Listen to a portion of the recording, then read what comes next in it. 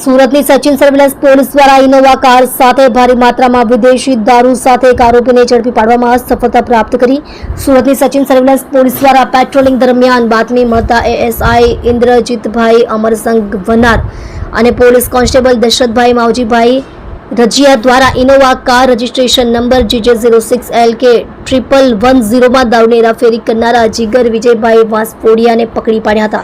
જેમાં આરોપીને પકડી પાડી ઇનોવા કાર કબજે કરી અલગ અલગ બ્રાન્ડની નાની બોટલો તથા બિયરના ટીન મળી કુલ નંગ 2784, જેની કિંમત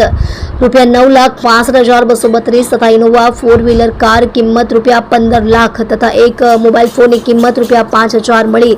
કુલ કિંમત ₹24,70,232 ની મત્તાના મુદ્દામાલ સાથે પકડી પાડી ક્વોલિટી કેસ દાખલ કર્યો છે, જેમાં સચિન પોલીસને માહિતી મળી છે કે પકડાયેલ આરોપી જીગરના કાકાના દીકરા ઓમ પ્રકાશભાઈ વાંસફોડિયા નાઓને પાસાના કામે કડોદરામાં પોલીસ ચોકીમાં લઈ ગયેલ ત્યારે મજકૂર આરોપી તથા અન્ય 6 આરોપી મળીને તેને છોડાવવા સારું ગેરકાયદેસર મંડળી બનાવી ગુનાહિત કાવતરું રચી પોલીસની કાયદેસરની ફરજ દરમિયાન પોલીસ સાથે ચપાચપી કરી ચોકીમાં નુકસાન કરેલ છે। અંગે તારીખ 27/8/2025 કડોદરા પોલીસ સ્ટેશન એ પાર્ટ